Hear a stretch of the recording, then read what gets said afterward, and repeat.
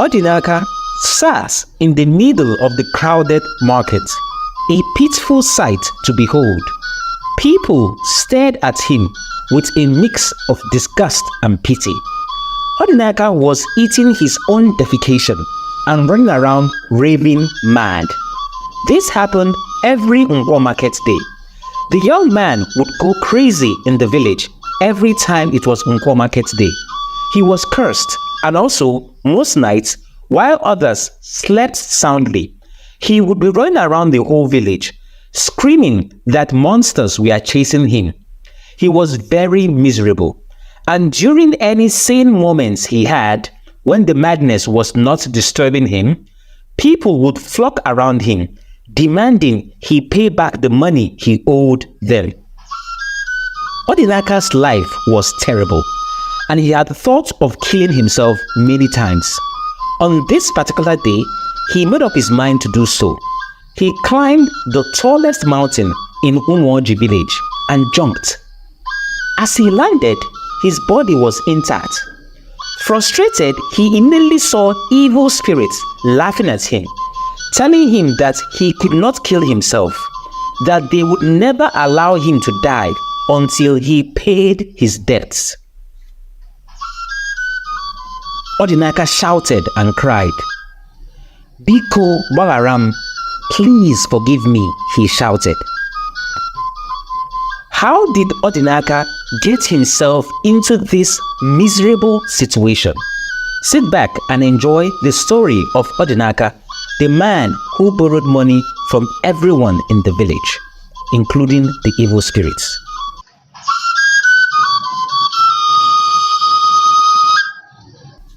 In the village of Umuoji, in ancient Igbo land, lived a very wealthy old farmer called Chief Udala. Chief Udala had lived a life of hard work and tenacity. He enjoyed his hard work by having beautiful wives. He had 7 wives because he needed many children to help out on the farm. Chief Udala had many farmlands across the village of Umuoji. No other person apart from the Igwe of the village had as many farmlands as Chief Udala. He was respected in the village for his hard work and success. His first wife, Lolo Udala, had 2 grown-up sons for him, Ikechukwu and Odinaka. He had other children from his other wives, and Chief Udala had just married another wife, Amaka, bringing the number of his wives to 7 in total. Amaka, his new bride, was very beautiful and young. Ikechukwu was just like his father, very hardworking and diligent. He was also very interested in trading and making good profits from their farm produce, especially their yams. One day, Ikechukwu called out to his father, Chief Udala, and told him that he was taking the large tubers of yam they harvested to a faraway market to make better sales. His father wished him well, and Ikechukwu left. Now he was expected to be away for 2 weeks, but 2 weeks turned into 2 months, and Chief Udala became worried. Kedu ebe nwa m nọ? Where is my son, Ikechukwu? He asked himself one day, sitting in front of his hut. A search party was organized by the village, but to no avail. Odinaka joined in the search and seriously searched for his elder brother because the both of them were close, but Ikechukwu was nowhere to be found. This got Chief Udala so worried that the old man fell ill, so ill that he could no longer go to the farm. Odinaka was supposed to lead his younger siblings and his father's wives to the farm, but he was not the hardworking type. He used the excuse of searching for his brother to avoid farm duties. The other wives took charge and went to the farm, while Chief Udala lay sick in bed, worried about the whereabouts of his Obala, his first son, Ikechukwu.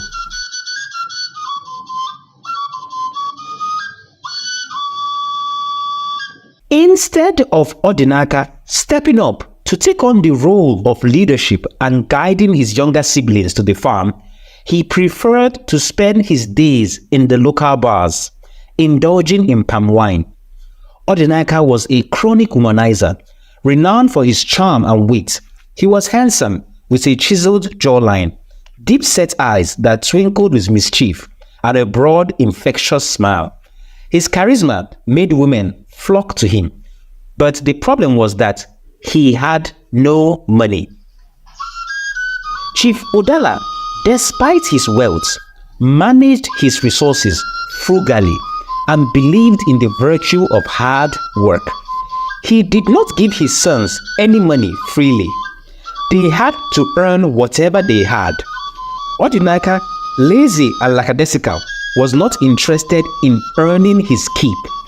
One day, in a desperate bid for quick cash, he tried to sell the farm produce harvested by his younger siblings. However, he was caught by Chief Udala's other wives, who lambasted him and called him names. You lazy oaf! How dare you try to sell the fruits of our labor? One of the wives scolded, her voice sharp with disdain. Unuhi! You thief! Another of Chief Udala's wives spat out in disgust. Chief Udala, lying weak on his sickbed, summoned Odinaka and warned him sternly, "If you ever try such a thing again, you will be banished from this home." Odinaka, still not wanting to toil in the fields, concocted a plan. With Ikechukwu nowhere to be found and their father bedridden, Odinaka assumed it was only a matter of time before Chief Udala passed away. As the eldest, he would inherit all his father's farmland. Odinaka's mind wandered to Amaka, his father's youngest wife. She was a vision of beauty, with her smooth dark skin, almond-shaped eyes, and a figure that left many men in the village spellbound. Her voice was like a melody, and her grace unmatched. In his fantasies, Odinaka saw himself not only inheriting the farmlands, but also claiming Amaka as his own. Once father is gone, everything will be mine, he thought with a sly grin. Driven by this vision, Odinaka set out to borrow money from anyone who would lend it to him. Using his future inheritance as collateral, his charm and persuasive skills helped him borrow money from many people in Umoji village, convincing them that once he inherited the lands after his father's death, he would sell some of the lands to pay them back with huge interest. The villagers loved this and they lent him money. Odinaka borrowed 200 cowries from Wachuku the bricklayer. Okonkwo the carpenter lent him 100 cowries. Mbojiso the palm wine seller sold palm wine to him on credit. And even Mama Ebeka the merchant fish seller gave him a loan of 500 cowries. In the evenings, Odinaka would sit in the palm wine bars, a cup of palm wine in his hand, offering free palm wine to anyone who would listen to his jokes and stories of how wealthy he was going to be when his father dies. He spends lavishly on drinks and women, creating a facade of wealth. He would often be seen in the company of village beauties, whispering sweet nonsense into their ears.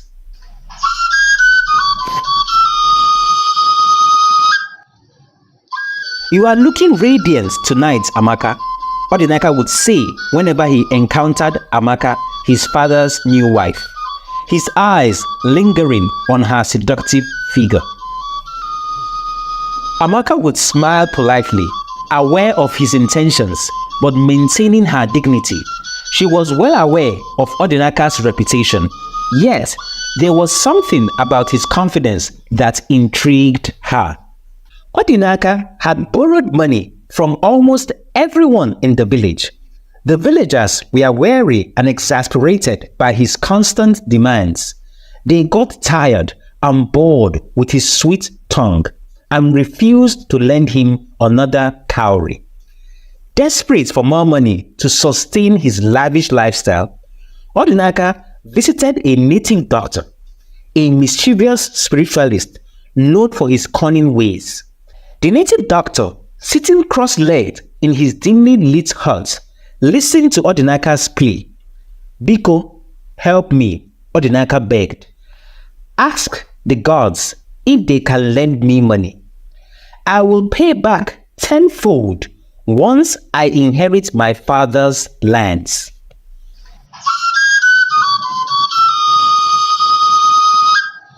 The mischievous spiritualist, Odumodu by name, seeing an opportunity to teach the arrogant young man a lesson, handed him a feather. "Take this feather," Odumodu instructed. "It will lead you to the deepest parts of the forest, where you will meet your ancestors. They will decide whether to lend you the money." Odinaka clutched the feather tightly, feeling a strange energy pulsating through it. As he walked into the forest, the feather floated out of his hand, and floating in the air, it pointed the way to Odinaka. The trees grew thicker, the shadows darker, and the sound of the forest more eerie. Soon he found himself in a clearing where ominous spirits with glowing eyes surrounded him. One spirit, towering above the rest, spoke in a voice that rumbled like thunder. "Odinaka, you seek wealth from the spirits." "Yes, please, I came to borrow money. I will pay back," Odinaka said timidly.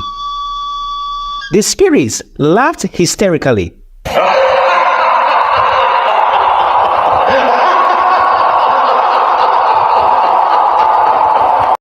"A man coming to borrow money from his dead ancestors." The tall spirit asked rhetorically in a mocking way.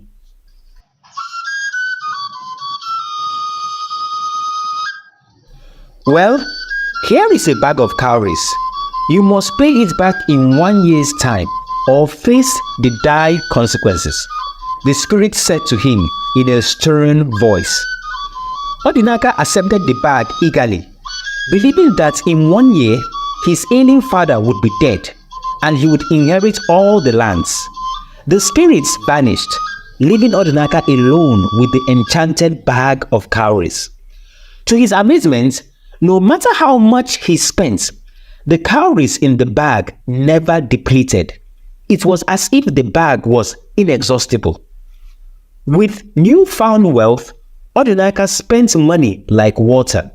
He organized grand parties, drank copious amounts of palm wine, and surrounded himself with beautiful women. He was the richest man in Umoji, and his arrogance grew with each passing day. One morning, a creditor named Okato came to Odinaka's hut, demanding repayment. "I want my 10 cowries. Nyebegom, give me my money," Okato insisted. Odinaka laughed, his voice filled with contempt. "Okato, you are very funny. So you came to my place this morning with these stunted legs of yours just because of the 10 cowries you lent me. People who lent me 100 cowries have not come this early. Wait until my father dies. I will pay you then," he said, and left Okato standing in front of his hut. Odinaka's greed and arrogance knew no bounds. Even though he now had a supernatural bag of cowries that always filled with money, Odinaka refused to pay back his loans, but he paid for all that he consumed presently because the villagers refused to lend him more money. And when people ask after the money they lent him, he tells them, "Nnamawubogo, my father is not dead yet. When he dies, I will sell some of the farmlands and pay you the money with interest as agreed." Odinaka used his wealth to woo Amaka, his father's youngest wife, whose beauty was unmatched. Despite knowing it was a taboo for a man to sleep with his father's wife, Odinaka pursued her relentlessly. Amaka, you deserve better than an old sick man, Odinaka would whisper, his eyes glinting with desire. Be with me, I will give you the world. Amaka, though initially resistant, was eventually swayed by Odinaka's wealth and charm. They began a secret affair, hidden from the prying eyes of the villagers. Odinaka's audacity knew no limits, and he reveled in his forbidden love. Meanwhile, Chief Udala lay on his sickbed, tormented by worry and grief over his missing son, Ikechukwu. Chief Udala's health deteriorated rapidly, and he was oblivious to the betrayal unfolding within his own household. The villagers noticed Odinaka's sudden wealth and grew suspicious. They whispered among themselves, wondering how a lazy, lackadaisical man could amass such fortune overnight. But Odinaka paid no attention to their gossip. He was too consumed by the pleasure his enchanted bag of cowries provided. Exactly 1 year after Odinaka received the enchanted bag of cowries, a surprise awaited the village of Umoji. Ikechukwu, long thought lost, returned to the village. The news of his arrival spread like wildfire, and the villagers gathered to welcome him with open arms and praises. Chief Udala, upon hearing that his first son had returned, leaped from his sickbed with a newfound vigor and ran to embrace Ikechukwu. Tears streamed down his face as he held his son tightly. "Nwami Ikechukwu, you are back," he exclaimed, his voice choked with emotion. Ikechukwu, equally emotional, apologized for his prolonged absence. "Father, I am sorry for being away for so long. I traveled to distant lands after completing the business transaction to discover new markets and business opportunities. I sold the yam products I had, started trading, and made a substantial profit. I have also established trade contacts that will help us sell more yams and earn better money." Ikechukwu then showed his father the bag of money he had earned during his 2-year journey. Chief Udala's heart swelled with pride as he inspected the wealth his son had accumulated. The sickness that had plagued Chief Udala vanished in an instant, replaced by overwhelming joy. Meanwhile, Odinaka, who had spent the night in a palm wine bar and was too drunk to return home, woke up the next day with a pounding headache. As he stumbled back to his father's compound, he saw a large crowd gathered. A grin spread across his face as he thought, perhaps father has finally passed away, and now I can sell the lands and pay off my debts and marry Amaka, whether the villagers approve or not. However, as he approached, he saw his father looking healthier than ever, standing proudly next to Ikechukwu. Odinaka's heart sank, and he felt a wave of disappointment wash over him. The shock was too much for him to bear, and he fainted on the spot.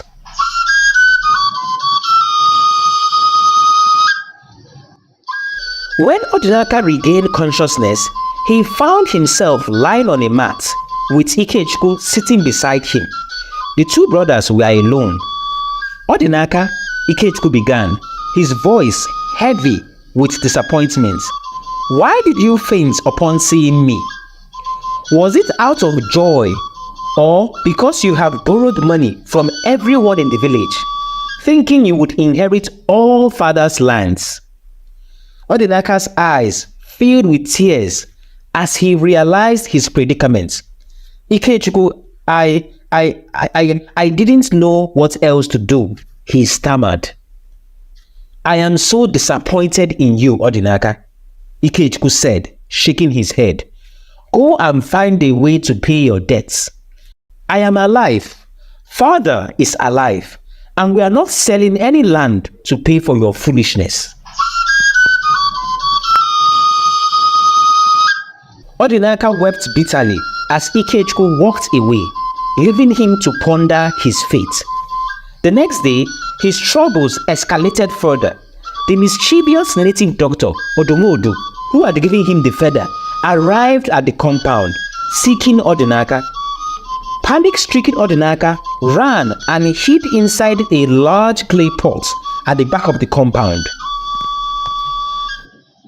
Suddenly, Odumodu appeared right inside the pot, squeezed tight with Odinaka, and with his eyes gleaming with a sinister light, he said, Odinaka, you have no place to hide. The spirit's 1-year duration is over, and you must repay your debt.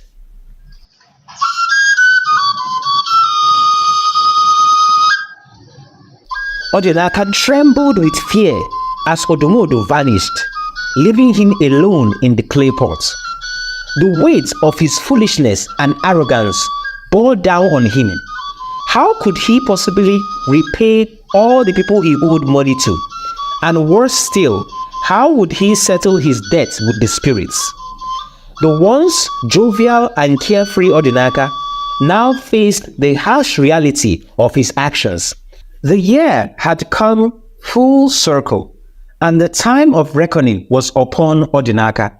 The enchanted bag of cowries that had brought him unimaginable riches has now become a nightmare. It was on a busy Nkwo day when Odinaka, in a fit of temporal insanity, induced by the spirits, ate his own defecation. The villagers, horrified and bewildered, watched as Odinaka's mind unraveled each Nkwo market day. A flood of shame usually overwhelms him. He hated his life, and he made up his mind to kill himself and save himself the constant harassment from the spirits and the people of Umoji, to whom he owed lots of money. This led him to attempt suicide by climbing and throwing himself off the highest mountain in Umoji, only to discover the cruel twist of fate. The evil spirit that he borrowed money from has made him immortal until he repaid his debts to the spirits. Life was truly miserable for Odinaka. Ikechukwu, Odinaka's elder brother, couldn't stand seeing his family name brought to shame by his brother's madness and the money he owed the villagers. I will not let this disgrace continue, he muttered to himself. Determined to save Odinaka, Ikechukwu sought out the mischievous native doctor Odumodu, who had initially led Odinaka to the spirits. Approaching the native doctor's shrine, Ikechukwu was resolute. The old man, sitting amidst his charms and portion, looked up and smirked. What brings you here, Ikechukwu? I want to know how to free my brother from the curse of the spirits, Ikechukwu replied. Odumodu chuckled. For that knowledge, you must give me half of your inheritance, he said. Ikechukwu laughed in return and produced a bottle of water from Mmiri Ugwaka, a river known for its purity and sanity. Ikechukwu looked hard at Odumodu and said, "This water is from Ugwaka River, a river accessible to only those with pure hearts. I went there and got this myself. Legend says that if water from Ugwaka touches a wicked man, he will suffer a painful death. Do you want to test that theory?" Ikechukwu asked mockingly. The native doctor's eyes widened with fear. "No need for that," Odumodu stammered. "Take this feather. It will lead you to the spirits who made a pact with your brother." Following the feather's guidance, Ikechukwu ventured deep into the forest until he arrived at the spirit realm. The spirits appeared before him, their forms both terrifying and magnificent. What do you seek, mortal? They asked. I seek to free my brother from his debt, Ikechukwu declared. You mean your foolish brother that came to borrow money from the spirits? They asked derisively. Well, to do so, you must either repay the debt or fight our strongest spirits. They replied. How much does he owe? Ikechukwu inquired. 100,000 cowries, the spirit answered. Ikechukwu was stunned. How could Odinaka spend such enormous amounts in just 1 year? He thought. Realizing that repayment was impossible because 100,000 cowries was a lot of money that they don't have, he opted to fight the strongest spirit. A monstrous being emerged from the shadows, towering over Ikechukwu. The battle was fierce, but Ikechukwu fought with courage and strength, ultimately defeating the creature.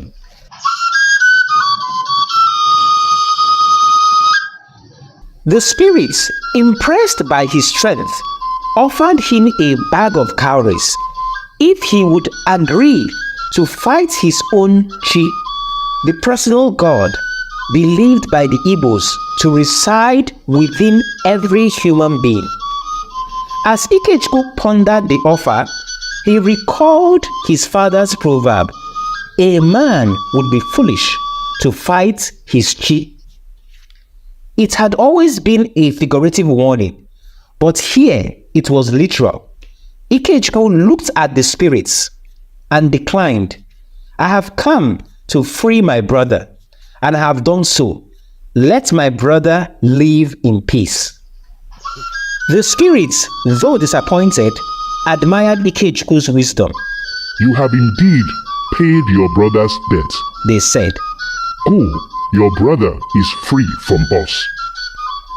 Returning to the village, Ikechukwu found Odinaka shouting for joy. Freed from the torments of the spirits, Odinaka, unaware of his brother's sacrifice, felt alive and liberated. Ikechukwu called him into the hut and recounted all that had transpired with the spirits in the deep forest. Odinaka knelt before his brother, tears of gratitude streaming down his face.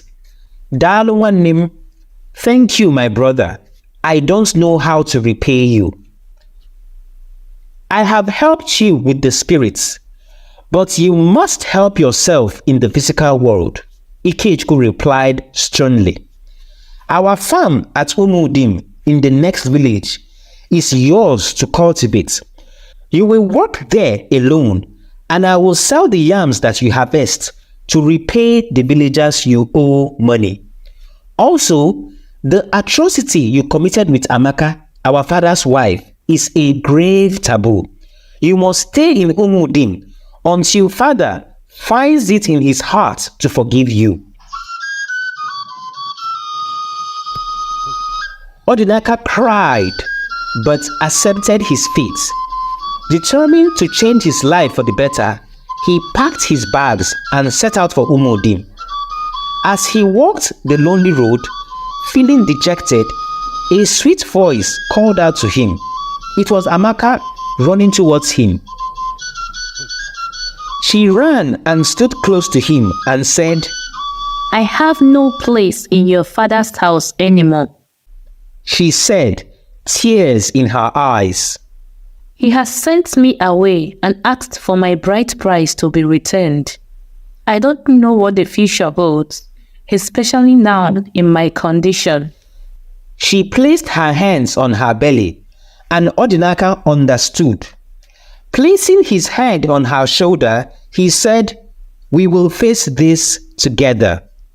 They walked towards the farm at Umudim, the sun setting behind them, casting long shadows on the horizon.